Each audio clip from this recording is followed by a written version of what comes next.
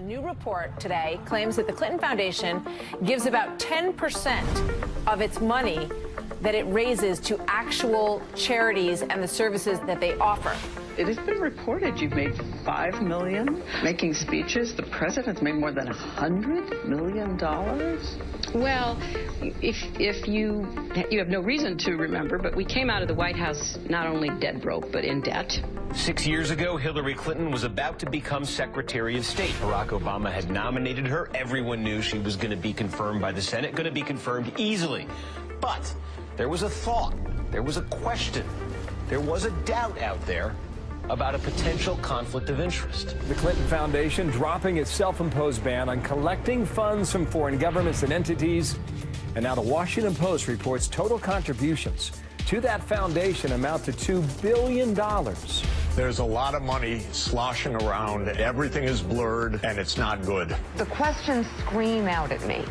What in the world happened with the foundation and these ulterior motives and this money and the email server? I'm sorry. Those scream out at me. The amount of schmoozing involved and crossing lines and one person putting money in a foundation and then Clinton getting unbelievable amounts for his speeches, contracts going one way or another, it's not good.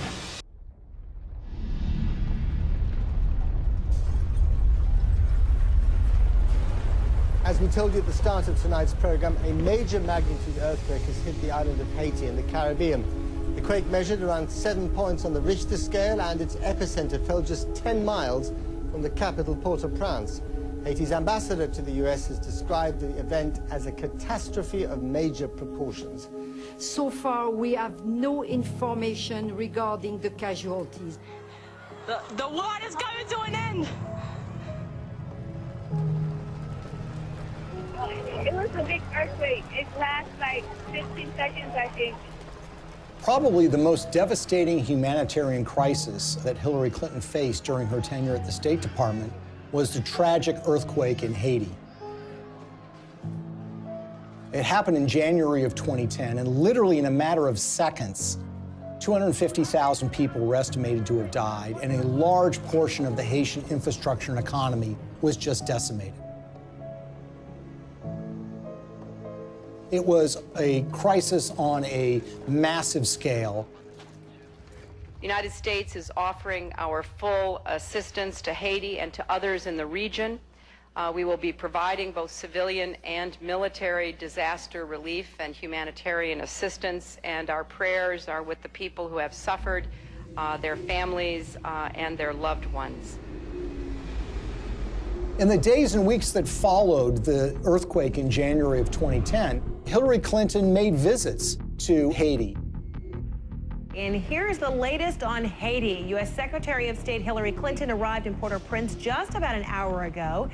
She is the highest-ranking U.S. official in Haiti right now since Tuesday's earthquake. She's meeting with Haitian leaders and international officials to discuss the rescue and relief efforts. In fact, on her first visit, which occurred days after the earthquake, they literally had to stop traffic going in to the airport at Port-au-Prince. There, of course, were relief supplies that were being flown in, but that traffic was stopped so the Secretary of State could come and assess the damage. There is a perception, and there have been complaints or reports of bottlenecks, that there's a lot of aid coming in, but it's very hard to get it out to the people who need it. That's just not true. The aid is coming in, we're getting it out, there's just not enough of it yet. She flew in with her political aides on a large federal airplane. She landed at the airport. She made a large press conference, made statements about her commitment to rebuilding this country, and then she was soon whisked away, headed back to Washington, D.C. Theirs is a city in ruins, a country which can do little but wait for help to arrive. The international community responded in the way that you would expect it to. That is, large amounts of money were committed, up to $13 billion from international relief organizations. And of course, you had the official role of the State Department, which would be point on U.S. taxpayer dollars going to Haiti for the purposes of relief. I want to assure the people of Haiti that the United States is a friend, a partner, and a supporter. Hillary Clinton's State Department would oversee the reconstruction effort, with Chief of Staff Cheryl Mills responsible for the allocation of U.S. tax dollars through USAID. And Bill Clinton, already appointed special envoy to Haiti for the United Nations, was named co-chair of the Interim Haiti Recovery Commission, along with a former Haitian prime minister. I hope it will be rebuilt in a much stronger and more sustainable way, and I think the Haitians want that. So this was clearly a Clinton operation from the beginning. Now, the Haitians had their own ideas about how best to rebuild their country. They wanted new roads. They wanted buildings rebuilt. And that's what you would expect. This is how you recover from an earthquake. The problem is that the Clintons had their own agenda, the interests of major donors who had a vested interest in spending that money in Haiti in ways that would benefit them. And so you immediately had this clash between the Haitians and the Clintons. And Haitians complained almost immediately that they were shut out of the decision-making process, that it was really Bill Clinton and a few of his friends that were calling the shots in the IHRC. And they made some monumentally bad decisions that not only didn't benefit the Haitian people, but ended up putting money in the pockets of major Clinton donors who had economic stakes in Haiti. We have been united behind a single goal, making investments in this country's people and your infrastructure. So it's a classic example of what some people call disaster capitalism.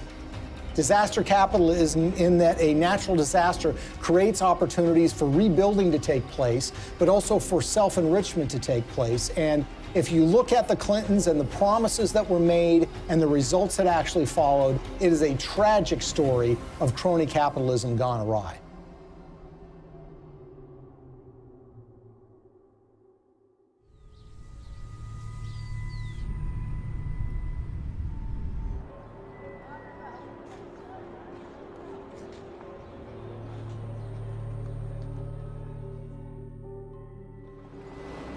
The single largest relief project that the United States committed taxpayer dollars to, $124 million to be exact, was a project called Caracol, a textile factory that was built in the northern part of the country that was supposed to create some 60,000 jobs and was supposed to create tremendous economic growth. There's a problem here already. You see, the earthquake affected the southern part of Haiti. The northern part of the country was entirely unaffected. But who were the beneficiaries of this? Companies like Gap, Target, and Walmart, to name a few. The Caracol factory was built, but it didn't create 60,000 jobs. It created barely 5,000 jobs. But the major American companies who got textiles tariff-free, made at low wages, benefited enormously. And the end effect on the Haitians was very, very minimal.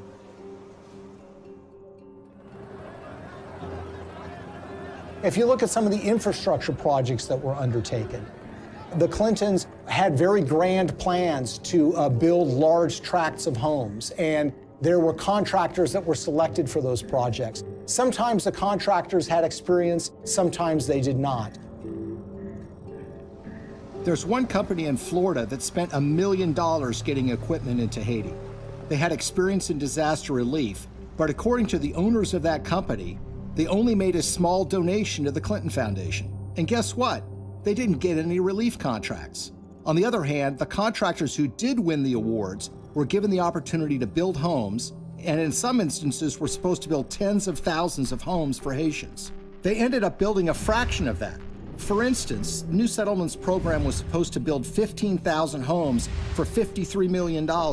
Instead, it built 2,600 homes, less than a quarter of the original estimate, for $90 million, or $47 million over budget. And they got away with it.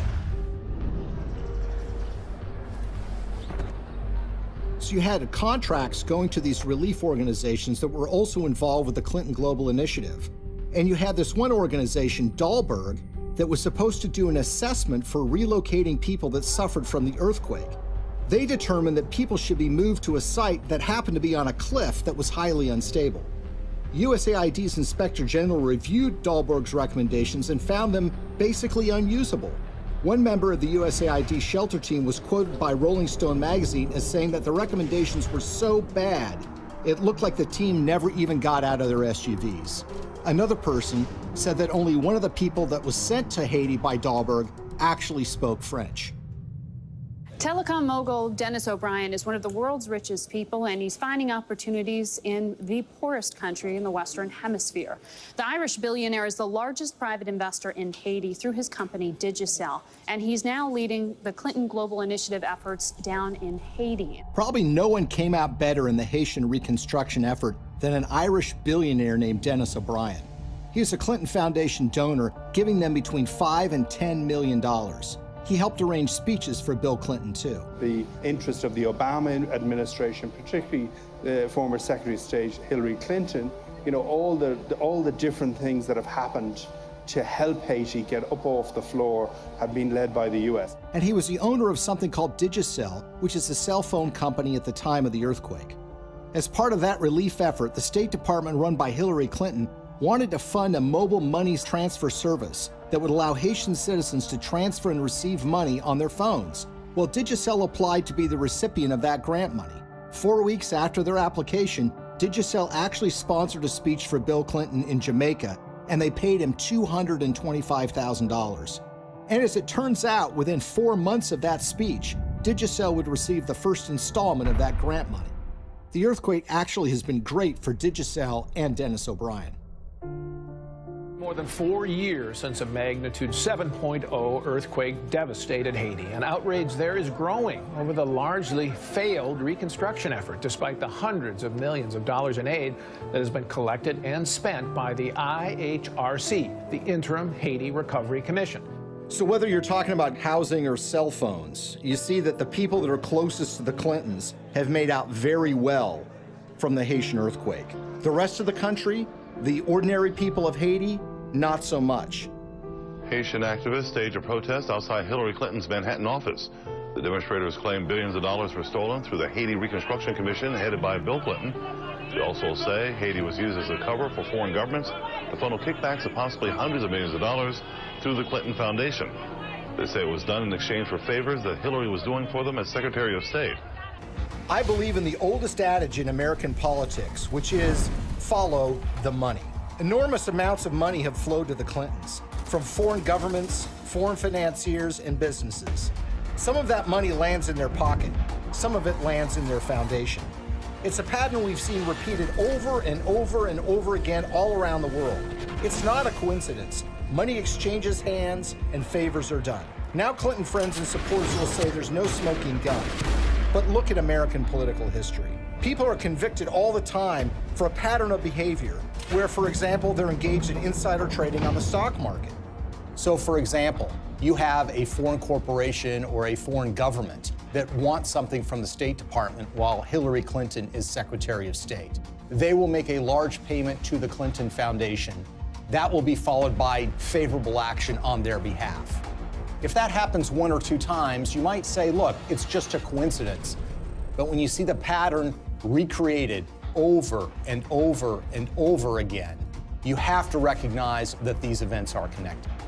They've created a model for massive self-enrichment that allows you to go into so-called public service, but get extremely rich at the same time. And when friends and allies say that the Clintons aren't really that interested in money, their actions show otherwise. What's so shocking to a lot of people is that making of that money requires them to betray their progressive values, the environment, labor unions, women's rights, human rights. The Clintons are doing business and growing rich with the favor of the very individuals who you would expect to be their political opposites.